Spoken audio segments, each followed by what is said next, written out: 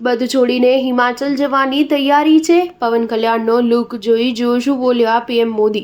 ભાજપના રેખા ગુપ્તાએ દિલ્હીના મુખ્યમંત્રી પદે શપથ ગ્રહણ કર્યા। રામલીલા મેદાનમાં બપોરે 12:35 વાગે રેખા ગુપ્તાએ મુખ્યમંત્રી પદે શપથ લેતા જ ભાજપનો દિલ્હીમાં 27 વર્ષનો વનવાસ પૂરો થયો છે। શપથ ગ્રહણ સમારોહમાં વડાપ્રધાન નરેન્દ્ર મોદીએ કાર્યક્રમમાં હાજર રહેલા તમામ એનડીએના સહયોગીને શુભેચ્છા પાઠવી। આ દરમિયાન વડાપ્રધાને મહારાષ્ટ્રના નાયબ મુખ્યમંત્રી અને શિવસેના સુપ્રીમો એકનાથ શિંદેને મળ્યા અને આંધ્રપ્રદેશના મુખ્યમંત્રી ચંદ્રબાબુ નાયડુ સાથે પણ ઉષ્માભરી વાતચીત કરી હતી। જેમાં આંધ્રપ્રદેશના નાયબ મુખ્યમંત્રી પવન કલ્યાણનો લુક જોઈને વડાપ્રધાન મોદીએ કહ્યું કે બધું છોડીને હિમાલય જવાની તૈયારી છે।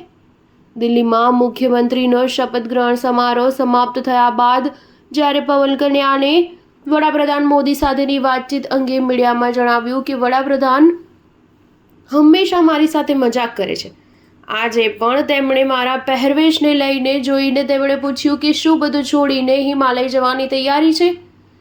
પવન કલ્યાણ સાદા સરળ કપડાં પહેરે છે અને સાદગીભર્યું જીવન જીવે છે। પવન કલ્યાણે વડાપ્રધાનના સવાલ પર જણાવ્યું કે તે ક્યાંય નથી જઈ રહ્યા। પવન કલ્યાણે કટાક્ષ કર્યો, હજુ કામ કરવાનું બાકી છે, હિમાલય રાહ જોઈ શકે છે। તમને જણાવી દઈએ કે તાજેતરમાં પવન કલ્યાણ તીર્થયાત્રામાં ગયા હતા, જેમાં તેમણે દક્ષિણ ભારતના મંદિરોની મુલાકાત લીધી હતી અને આ સાથે મહાકુંભ ખાતે સંગમમાં ડૂબકી પણ લગાવી હતી। રેખા ગુપ્તા દિલ્હીના નવા મુખ્યમંત્રી બન્યા છે। રામલીલા મેદાનમાં વડાપ્રધાન નરેન્દ્ર મોદી, કેન્દ્રીય ગૃહમંત્રી અમિત શાહ અને ભાજપના રાષ્ટ્રીય અધ્યક્ષ જેપી નડ્ડાની ઉપસ્થિતિમાં રાજ્યપાલના વી.કે. સક્સેનાએ મુખ્યમંત્રીને શપથ લેવડાયા। જેમાં રેખા ગુપ્તા સાથે પરવેશ વર્મા, આશિષ સૂદ, પંકજસિંહ, મનજીંદરસિંહ સિરસા, કપિલ મિશ્રા અને રવિન્દ્ર ઇન્દ્રજે પણ શપથ લીધા। સ્ટાર ન્યૂઝ 7 હંમેશા સચ્ચાઈની સાથે।